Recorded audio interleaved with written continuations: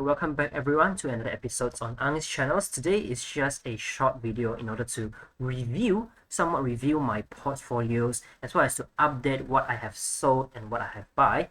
And we'll also be going through the reason why I sold and why I buy for different locations as well. And so all the videos that I make are not financial advices. It's just a journey that I recorded and also to share informations of my personal journey or personal steps that I take. And if you are interested, please do your due diligence before you do any execution or make any decisions. So without further ado, let's get right into the video.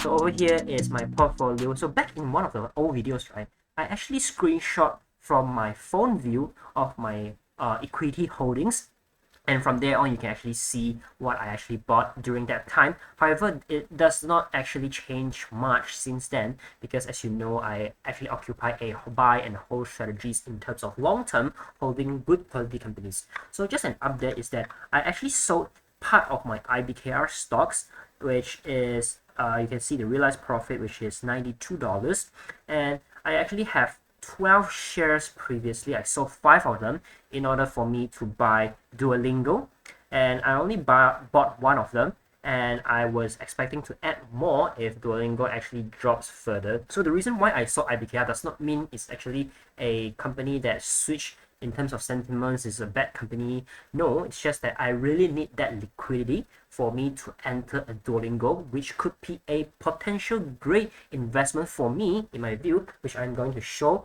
in the latest view. So just going through the portfolios, you can see winnings and losings, and the account right now is up 2,000 plus in terms of ringgits, and there are also a few losing trades such as the Procter & Gamble's, the Adobe. However, these two are like the matured company with high quality financial statements. As for the SLG, is actually one of my mistakes. I actually take this SLG trades based on a stop loss, but I couldn't actually exit immediately because I was thinking like, hey, what if 2 weeks later it goes back up to the all-time high?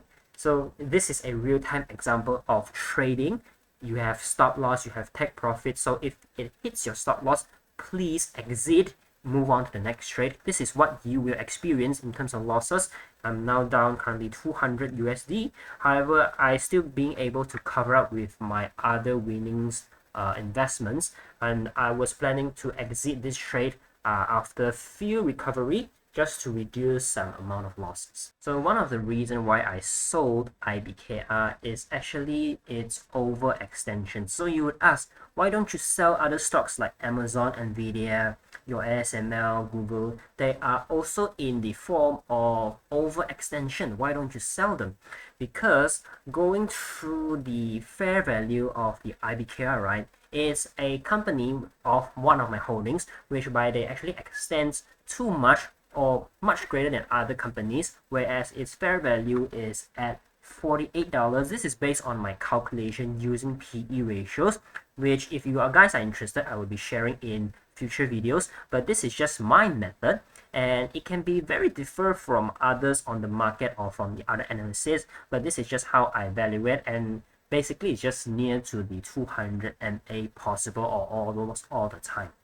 So as I'm not saying that IBKR is actually a bad company right now, it's just that I really need that portion of liquidity or funds in order for me to brought in the other form of investment, which is Duolingo. So let's look at why I actually buy Duolingos, and actually look at the trends. It's an uptrend, it has supports, it just comes back down to the recent supports, and before it actually starts to going up, but then yesterday it has a huge sell-off, whereby I think it's a great opportunity for me to buy, especially it's undervalued of my calculation of P ratios. So again, this is not an financial advice, this is just my personal procedures or how I buy the stocks, and please do not make any decision just based on this video. Please do your due diligence before you make your purchases or anything related to money. So right now we will be going through the reasons why I actually buy Duolingo. So this is kind of like a short stock review, but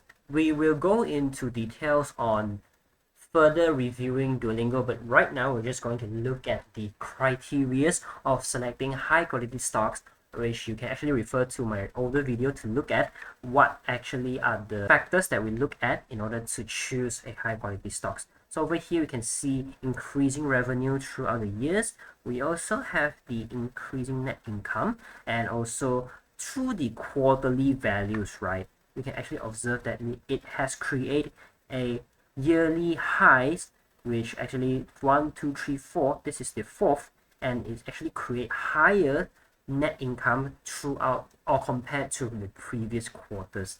And for free cash flow, is also at a very solid form of increasing form. And balance sheets, we are looking to look at the net cash. And for the net cash, it's actually in a positive form, meaning that there are more cash than their total debts, which can be a very safe zone for you to purchase. Lastly is going to be their ratios, and looking at the debt to equity, it's actually less than 1 or even less than 0.5, which is very decent. And also have the ROE greater than 15% in the form of increasing RIC.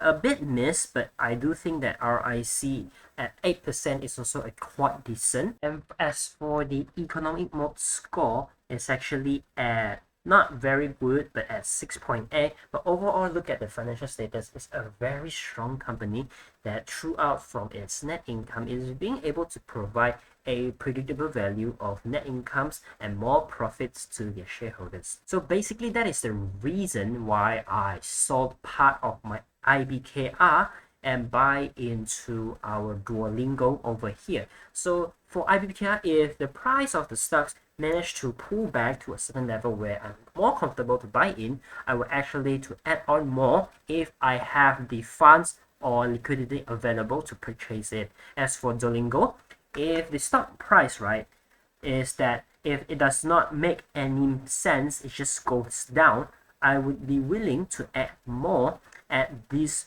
250 range, and hoping that, hey, based on the fundamentals, it's actually a company that's being able to generate profits with healthy financial status. I guess that is all for the update, just a review of what I actually thought of buying and selling and reasons, as well as the updates for my portfolios.